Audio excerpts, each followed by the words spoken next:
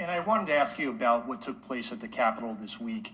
You served in the Senate for 36 years, and importantly, you were there in 1983 when there was an explosion in a Senate corridor. You were there in 1998 when 2 Capitol police officers were shot. You were there during the anthrax attacks in 2001.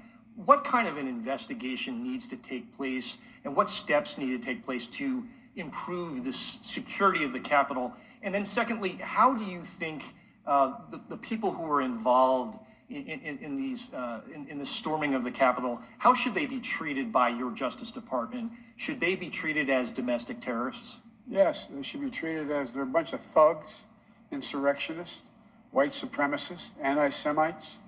6N is not enough. I mean, come on. You know, these shirts they're wearing, these are a bunch of thugs. And they're terrorists, domestic terrorists. And that'll be a judgment for the Justice Department to make as to what the charges should be. But the fact is, they should be prosecuted.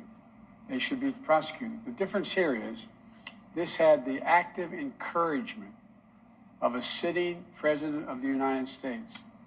And the way in which the breakdown in security occurred needs to be thoroughly investigated. I'm not going to prejudge what it was, but the idea that these people were able to just march up the stairs, march in, and do it in the way there's a great debate. I don't know the answer. Great debate now. Was the governor of Maryland correct when he said that I was ready to send in the National Guard? I couldn't get authorization. What happened? It deserves a full-blown investigation. People be held accountable, and steps taken that something like this could never happen again. And the difference this time is every nation has dealt, every democracy has dealt with individual terrorist attacks by groups that are very targeted. The largest target was 9/11 and the buildings. Well, right down to blowing up, a bomb going off in the Capitol when I was there, 2 policemen. But the idea that thousands of people could be marching up the steps of the United States Capitol, breaking windows, breaking doors, forcing their way in, stepping aside. And the photographs of, I don't know what the circumstances, the photograph looked like you had some of the Capitol Police taking selfies with these people. That has to be thoroughly investigated.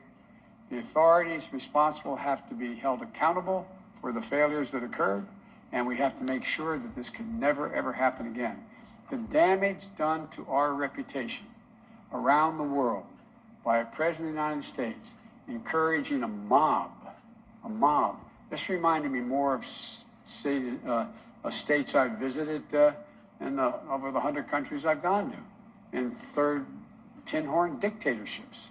It just cannot be sustained, has to be immediately investigated in depth, and people have to be held accountable. President-elect Biden, Vice President-elect Harris, good to see you both. I want to pick up on something that you just said about President Trump actively encouraging the insurrection at the Capitol.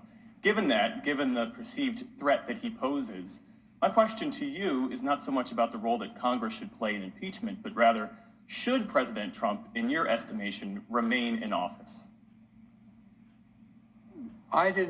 Look, I've been saying for now well over a year, he is not fit to serve.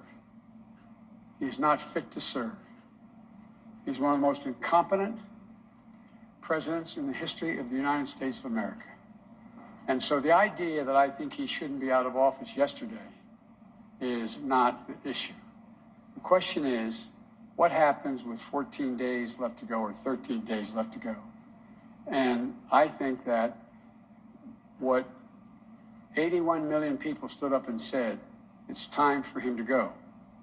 And the United States Senate voted 93-6 to confirm that we should be sworn in. We were duly elected.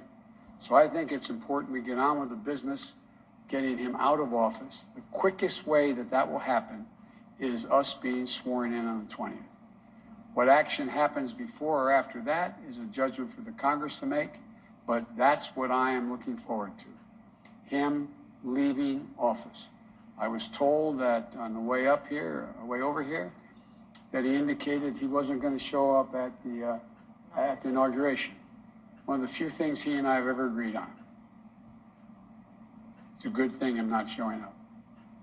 Earlier, you'd said that if you'd hoped that he would show up only in the sense that it was valuable to send a signal to the world about the transfer of power. You've clearly changed your perspective on that. Because he has clearly demonstrated, he's exceeded even my worst notions about him. He's been an embarrassment to the country, embarrassed us around the world, not worthy to hold that office. If we were 6 months out, we should be doing everything to get him out of office, impeaching him again, trying to invoke the 25th Amendment, whatever it took to get him out of office. But I am focused now on us taking control as president and vice president on the 20th, and to get our agenda moving as quickly as we can.